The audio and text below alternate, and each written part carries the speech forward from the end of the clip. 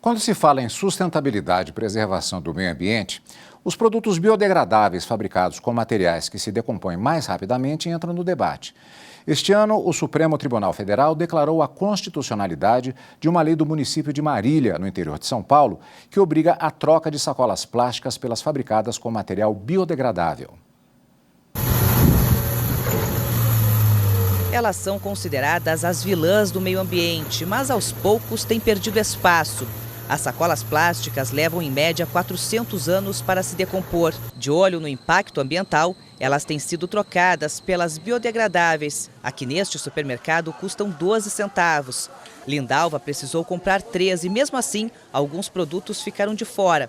Ela aprova a medida, mas diz que o custo não deveria ser repassado ao cliente. É melhor, mas teria que ser de graça, né? Porque eu já pago muito imposto, né? Então o mercado teria que arcar com o custo da sacola. O custo para a confecção das sacolas biodegradáveis é realmente mais alto por causa da escassez de matéria-prima nas indústrias.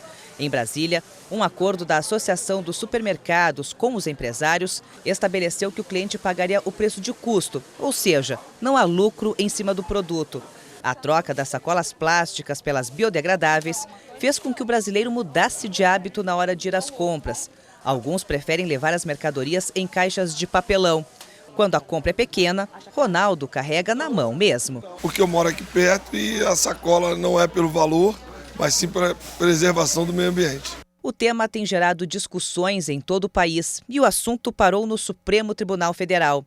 Os ministros declararam a constitucionalidade da lei do município de Marília, no interior de São Paulo, que exige a substituição de sacolas de plástico por biodegradáveis. O Tribunal de Justiça de São Paulo havia invalidado a norma, mas o STF entendeu que os municípios têm competência para editar leis sobre proteção ambiental.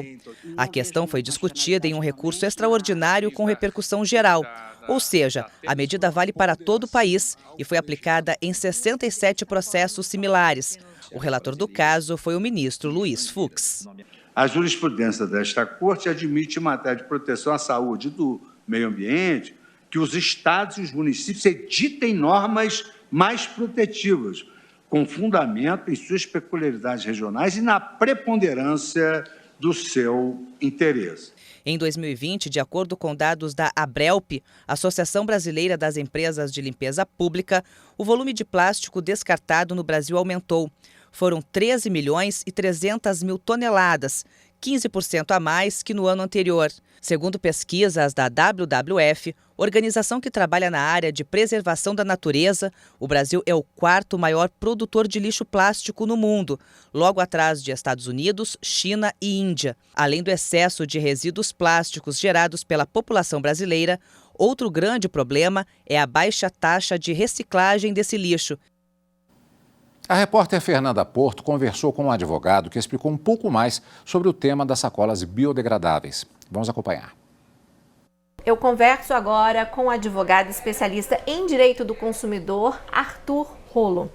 Obrigada por sua presença aqui no Jornal da Justiça. E para começar a nossa entrevista, vamos falar um pouquinho sobre o que a gente viu na reportagem, que alguns consumidores acham essa proposta das sacolas biodegradáveis interessante, porém reclamam de ter que pagar alguns centavos aí para ter acesso a essas sacolas. O consumidor, levando em consideração a nossa legislação hoje, tem direito de pedir ou exigir essas sacolas de forma gratuita?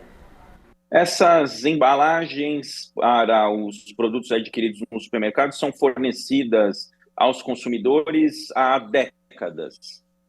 E, antigamente, o que acontecia eram sacos de papel e, por conta do advento dos produtos congelados, essa sacola de papel foi substituída pelas sacolas plásticas. É um direito costumeiro do consumidor, sem dúvida nenhuma, mas dando tempo para o consumidor se adaptar, é possível sim fazer uma lei municipal tirando essa distribuição gratuita das sacolas e substituindo essa distribuição gratuita por uma sacola de plástico biodegradável vendida para os consumidores. O objetivo é reduzir o plástico.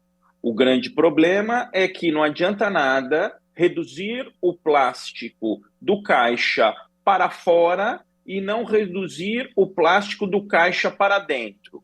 E além do meio ambiente, o uso dessas sacolas biodegradáveis pode ser vantajoso aí para os empresários, para os donos de supermercados? Nos Estados Unidos, por exemplo, na Califórnia, desde 2016, é cobrada a sacola plástica, justamente para reduzir o plástico. Outros estados não têm essa mesma política. Eu acho que, do ponto de vista ambiental, precisa haver conscientização dos consumidores, podendo levar sacola retornável é muito melhor. É muito melhor reduzir o plástico, se não tirar o plástico do supermercado é melhor, só que precisa haver uma colaboração dos supermercados também na reciclagem, no recebimento de embalagens usadas. E falando sobre a nossa legislação, o Código de Defesa do Consumidor hoje prevê alguma coisa que pode se encaixar aí nessa situação entre sacolas plásticas biodegradáveis, os donos de supermercados e os consumidores?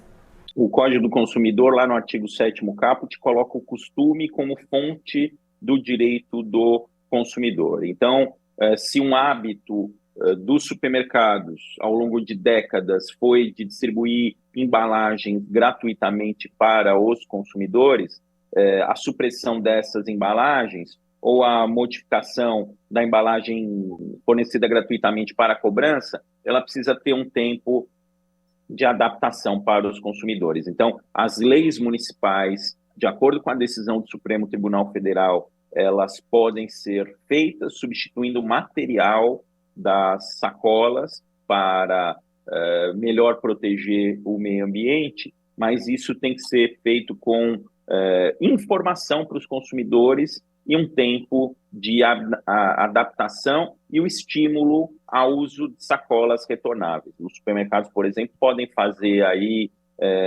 uma promoção para distribuir sacolas retornáveis, ou mesmo falar que nas compras acima de R$500, de R$1.000, que vão ser distribuídas sacolas retornáveis gratuitamente para estimular o uso das sacolas retornáveis, que essa é a melhor forma de proteger o meio ambiente, não comprar sacola ainda que biodegradável, porque isso representa um custo para o consumidor, que onera sobretudo os consumidores mais pobres e acaba também lesando o meio ambiente, porque a ideia não é que substituir o material das sacolas, diminuir a quantidade de sacolas que saem dos supermercados, e isso só pode ser feito com as sacolas retornáveis, que são aquelas sacolas de pano que os consumidores usam várias vezes, ou aquelas caixas de plástico que muitas vezes os consumidores deixam no carro, que inclusive facilitam o trabalho quando ele chega em casa na hora de colocar as compras na despensa.